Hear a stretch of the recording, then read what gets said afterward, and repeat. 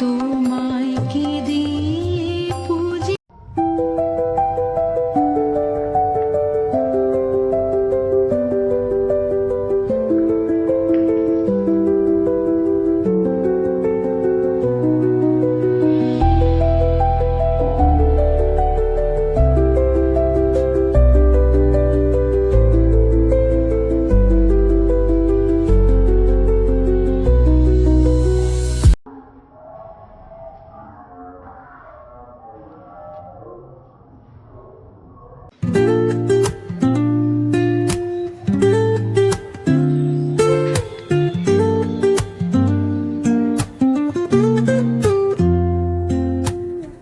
Woke up late, missed the morning glaze, but the sunlight hits in so many ways. Grabbed my shades and hit the streets, no plan, chasing vibes like seashells in the sand. Radio hums a tune I can't name. Crooked smiles, crashing waves, no shame. Flip my phone, toss it in my bag. Today's for us, no time to lag. Feel the world just turning slow.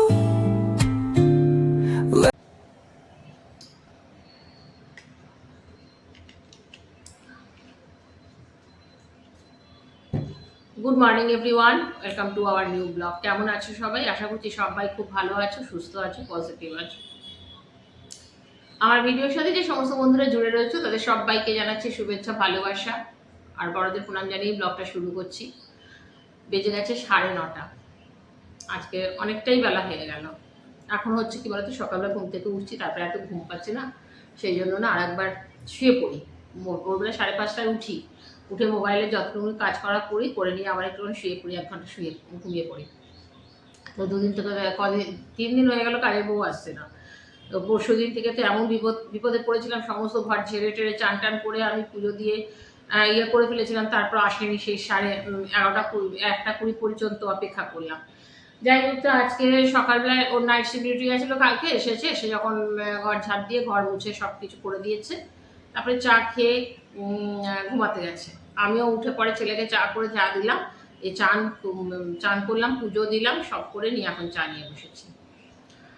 যেখান থেকে আমার ভিডিওটা দেখছো, তোমাদের যদি কোনো কিছু ভালো লেগে থাকে প্লিজ তোমরা সাবস্ক্রাইব করে ভিডিওটা দেখো, আর স্কিপ করে কেউ ভিডিওটা দেখো না। ভিডিওটা দেখে তারপরেই তোমরা কমেন্ট করো, তোমাদের কাছে এটা আমার রিকোয়েস্ট। কারণ একটা ভিডিও যখন করি, যে কোনো মানুষই অনেক কষ্ট করে, এর মধ্যে অনেকটা হার্ডওয়ার্ক থাকে, শুধু ভিডিও করা নয়, তারপরের স্টেপ যেগুলো এডিটিং করা, অনেকটা কাজ থাকে। সেই জায়গায় ভিডিওটা না দেখে কেউ কমেন্ট করে দিলে সেটা কোনো ব্যাপার থাকে না, আমাদের সেই কমেন্টটাও ধরবে না। আমার কথা হচ্ছে, তোমরা ভিডিওটা যদি পুরো দেখতে না চাও, অন্তত 3-4 মিনিট ভিডিওটা স্কিপ না করে দেখো, তারপরে ছেড়ে দাও, কিন্তু টেনে ভিডিওটা তোমরা দেখো না। আর তোমাদের কাছে আমার রিকোয়েস্ট। চলো, চাটা বোধহয় ঠান্ডাই হয়ে গেছে, আমি অবশ্য চা ঠান্ডাই খাই। আর সকালবেলা টিফিন কি দেবো যাই না, ছেলের ছাতুই হয়তো করতে হবে, ছাতুই দিতে হবে। হ্যাঁ, ছেলে শুরু করেছে না, ছাতু খেতে ভালো লাগছে না, 2 দিন ধরে সকালে ছাতু খেতে। আমি রাত্রেবেলায় আর এই গরমে রুটি একদম করতে ইচ্ছে করছে না, রান্নাঘরে গিয়ে দাঁড়িয়ে রুটি করবো, পারছি না। দেখি কি করবে, চা বিস্কুট খেয়েছে, এখন ছাতু না খেলে ম্যাগিটাকে কিছু করে দিতে হবে আর কি।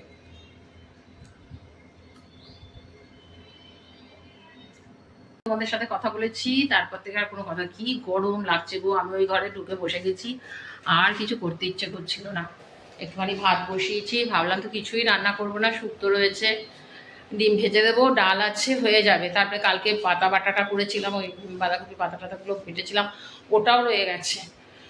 একটু গাটি কচু ছিল, ওটা তো কেউ খাবে না, নষ্ট হবে, নিয়ে এসছি আমার জন্য। কিন্তু ওইটাকে একটু কেটে পরে একটু সেদ্ধ দিলাম। আর এখানে ইন্ডাকশানে ভাত বসিয়েছি, ভাত বসিয়ে দিয়ে লাইভে ছিলাম, একজনের লাইভ হচ্ছিলো, সেখানে গিয়ে বসেছি, লাইভ দেখছি। হঠাৎ খেয়াল পড়েছে, আরে ভাতটা বসিয়ে দিয়ে এসছি তো, আর ইন্ডাকশানের বসালে কি বলো তো, আমার ইয়েটা না অনেক সময় পোড়া লেগে যায় নিচে, দিয়ে আমি তাড়াতাড়ি করে উঠে এসেছি। বললাম না, পোড়াটা লাগেনি, তাই হয়েই এসছে।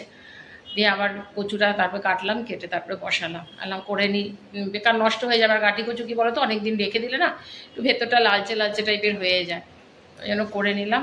আর কিছু করবো না, ওইটাই করবো খালি। 1টা বেজে গেছে, জানি না আজকে আসবে কিনা, যদিও তো ঘরটার পোছাই হয়ে গেছে। যদি আজকে আসে বলবো যে রান্নাঘরটা অন্তত ধুয়ে দিয়ে যেতে। এরকম আসে তো আর কাজ হয়ে যায়, ও দরজা থেকে বেরিয়ে চলে যায়।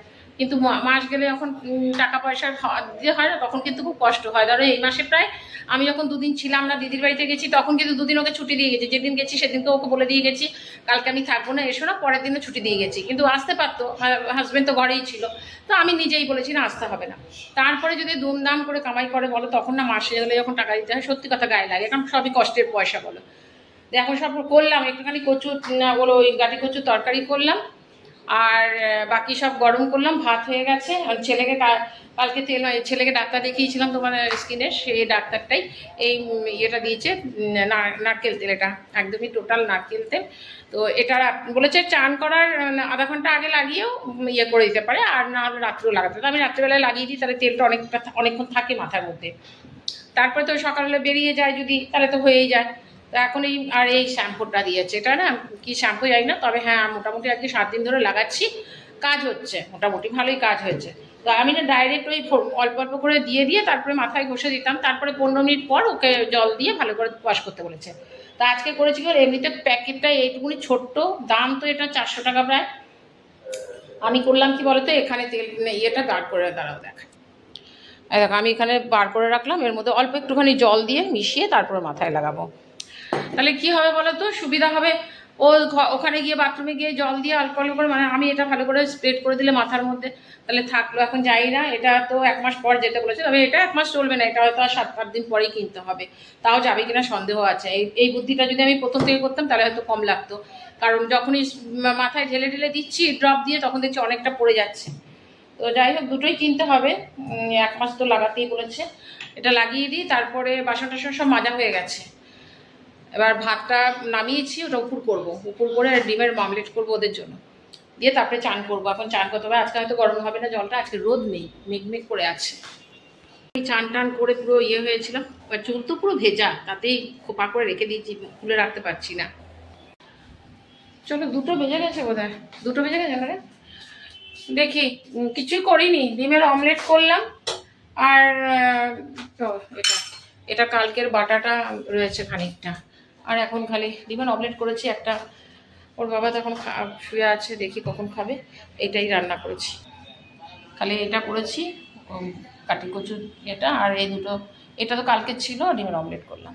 সম্ভব না গো, মানে বাইরে রোদ নেই, দেখো মেঘ করে রয়েছে, কিন্তু রান্নাঘরটায় কিছুতেই দাঁড়াতে পারছি না। দেখো কে বলবে, আমি বললাম আগে খাবো, তারপরে চান করবো, তারপরে গিয়ে বসবো।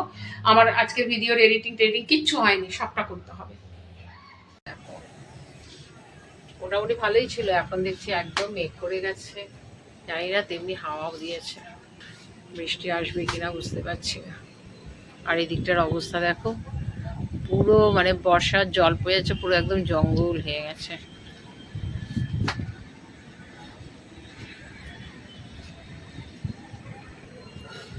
যাই, এবার চা বসাবো, বসে বসে মোবাইল দেখছিলাম, মোবাইল দেখতে দেখতে দেখছি তাকাতে পারছি না, চোখ বন্ধ হয়ে আসছে। দিয়ে 10 মিনিটের মতন একটু চোখটা বন্ধ করেছিলাম, জানলাম না সন্ধ্যা হয়ে গেছে, যাই লাইট ফাইটগুলো জ্বালালাম, ছেলেও ঘরেই আছে, শুরু করেছে চা করো, আমরা যাচ্ছি দাঁড়া চা করতে।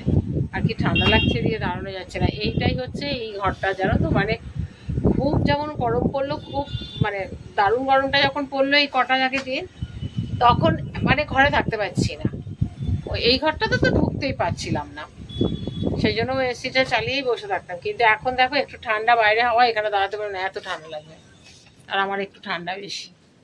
যাই দেখি চা বসে। এই দরজাটা না বর্ষাকাল আসলে একটু টাইট হয়ে যায়। একটু আলু ভাজা ছিল, আলু ভাজা দিয়ে মুড়ি আর একটু আচারের তেল নিলাম। খিদে